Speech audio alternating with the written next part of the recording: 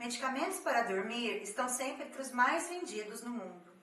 Nesse vídeo, nós contaremos a história desses fármacos, sua segurança e a vantagem e desvantagem de cada um. Seja bem-vindo ao Fuga de Ideias.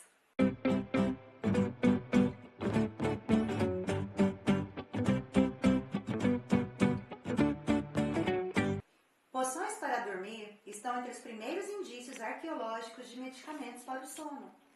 E ele sempre foi tão importante que os gregos não tinham um, mas dois deuses que o regulavam. Morfeu, o deus dos sonhos, e Hipnos, o deus do bom sono. Daí o nome hipnóticos dos medicamentos para dormir. Na Idade Média, os médicos usavam uma esponja embebida em álcool e ervas para ajudar os pacientes a dormir. O álcool até favorece o início do sono, mas é metabolizado tão rapidamente que o sono fica perturbado, interrompido e não repousante. As pessoas que bebem para dormir entram num ciclo vicioso, tentando adormecer, sono cada vez de pior qualidade, e o abuso de álcool a longo prazo provoca alterações significativas. O ópio era utilizado rotineiramente na Inglaterra vitoriana. Mães davam poções para fazer os bebês dormirem. Adultos e crianças utilizavam o elixir paregórico para tratamento de diarreias. Com a Revolução Industrial e o deslocamento da força de trabalho feminina para as fábricas, a situação social das classes mais desprovidas era trabalhar longas jornadas em fábricas insalubres, chegar em casa com 7, 10 ou mais filhos, já que a pílula anticoncepcional ainda era um sonho distante, e, para lidar com a pressão, a mãe dava misturas de opiáceos para as crianças acalmarem e dormirem e as tomava também. O fenomenal número de óbitos infantis no período atesta a péssima prática. Os derivados da papoula, como a morfina, heroína, codeína, também não são boas alternativas. Se você nunca usou a substância, de fato elas causam uma sonolência, mas é um estupor em vigília, como se você tivesse acordado, um efeito euforizante. E mesmo que elas causem sono, é às custas de 50% de redução do sono de ondas lentas. Dependentes químicos ou quem usa a morfina para dor de forma rotineira tem um sono curto, com vários despertares, de má qualidade, conhecida como insônia da morfina. Essas pessoas geralmente se queixam de insônia e distúrbios do sono e continuam a usar a droga no esforço fútil de tentar melhorá-lo. Uma nova era do tratamento farmacológico da insônia surgiu com a síntese do primeiro composto de uma nova classe de medicamentos para dormir, a descoberta do hidrato de cloral e o brometo de potássio no século XIX e o desenvolvimento dos barbitúricos no início do século XX. Os sais, como eram conhecidos, o brometo de potássio, por exemplo, tinha efeito sedativo poderoso e anticonvulsivante, mas altamente tóxicos. Hoje são usados apenas em medicina veterinária. E é uma das expressões que a gente ainda vê em filmes e novelas de época, quando falavam tragam os meus sais, porque eu estou passando mal. Os barbitúricos foram os medicamentos para dormir mais populares no meio do século passado. O problema é que eles causavam tolerância, o que quer dizer que o paciente tinha que usar doses cada vez maiores para conseguir o mesmo efeito, sintomas de abstinência na retirada e tinha um índice tóxico. Então, a diferença entre tomar 1, tomar 2 e 3 era a morte. Infelizmente, nós tivemos várias overdoses de pessoas famosas como Marilyn Monroe, Jimi Hendrix, Judy Garland e possivelmente Elvis Presley. No início da década de 60, os hipnóticos barbitúricos foram substituídos por drogas mais novas, os benzodiazepínicos. O clordazepóxito, em 1960, e o diazepam, que surgiu em 1963. Por sua boa potência sedativa e baixa toxicidade, eles tiveram rápido crescimento no tratamento da insônia. Isso impulsionou as vendas e a popularidade dos tarja preta, que são alternativas muito mais seguras de tratamento. Como se vê, cada geração trouxe melhorias no tratamento da insônia. Os benzodiazepínicos tinham menor toxicidade e menor potencial de abuso, e isso impulsionou as vendas dos famosos tarja preta. Já nos anos 70, eram os medicamentos mais prescritos do mundo, e hoje são indicados como tratamento da insônia, relaxantes musculares, anticonvulsivantes e no tratamento adjunto na anestesia.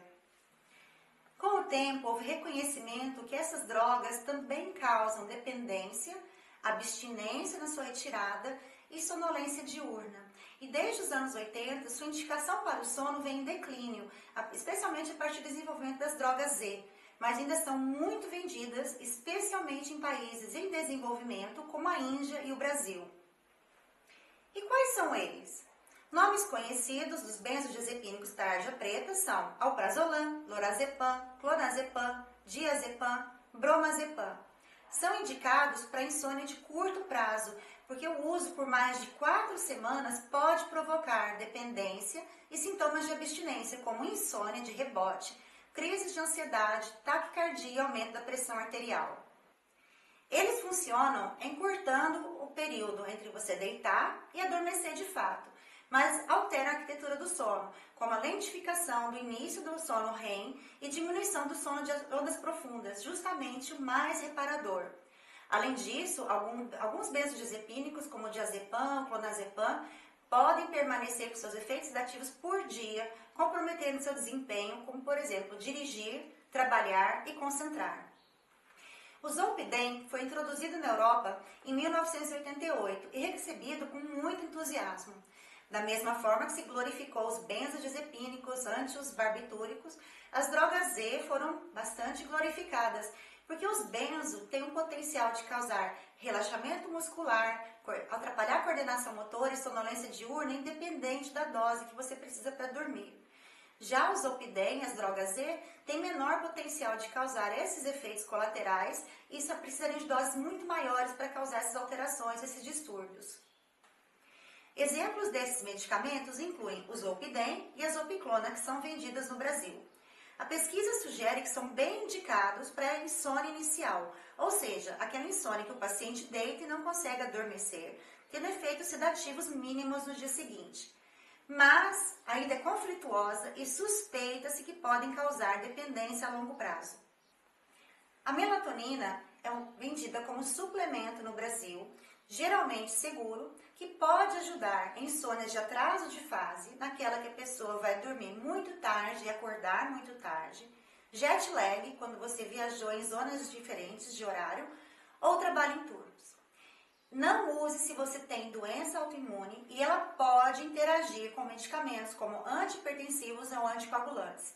Mesmo sendo suplemento, sempre confirme com seu médico se você pode usar. Já a ramelteona é um medicamento que chegou recentemente no Brasil. É um hipnótico, ou seja, um medicamento para dormir que usa os receptores melatoninérgicos e uma ação diferente do zolpidem e dos benzodiazepínicos que usam o GABA, ou o nosso calmante natural. Antidepressivos também podem ser utilizados para o tratamento da insônia. Alguns têm efeito sedativo potente e os mais comumente usados são a amitriptilina, a mirtazapina e a trazodona. Idosos, pelo risco de quedas, fratura de quadril ou fratura de fêmur e por risco de desorientação e problemas de memória, não devem usar medicamentos como a amitriptilina ou benzodiazepínicos. Antipsicóticos estabilizadores de humor também podem ser utilizados. Desde 1960, com a clorpromazina, que foi o primeiro, é utilizado rotineiramente até os de segunda geração mais modernos, como por exemplo a quetiapina, que tem sido utilizada em idosos por seu perfil de segurança e por causar diminuição da ansiedade. Medicamentos de prescrição livre, ou seja, que o paciente compra na farmácia sem a receita, costumam ser utilizados rotineiramente pela população, como antialérgicos ou medicamentos para náusea. Eles não são recomendados para tratamento da insônia. Primeiro, porque eles têm efeito estimulante e, embora causem uma sonolência inicial, eles podem provocar ativação e perda de qualidade do sono. Segundo, porque podem causar sonolência diurna, afetar o seu desenvolvimento, sua capacidade durante o dia e levar a ganho de peso. Como você viu, a cada geração as drogas ficaram mais seguras, mas provavelmente daqui a 50 anos, alguém vai olhar com estranheza para minhas prescrições de drogas Z, benzodiazepínicos, como eu olho com estranheza para a prescrição de heroína em 1910 para insônia. Isso é uma ciência que está sempre em evolução. O mais importante é, não tome medicamentos, especialmente os de prescrição médica, sem o conhecimento do seu médico. Nunca tome gotas ou comprimidos a mais do que foram prescritos. Se você curtiu esse vídeo, mande um joinha, inscreve no nosso canal e compartilhe as informações com quem você acha que precisa ou quem possa ser ajudado. Muito obrigada!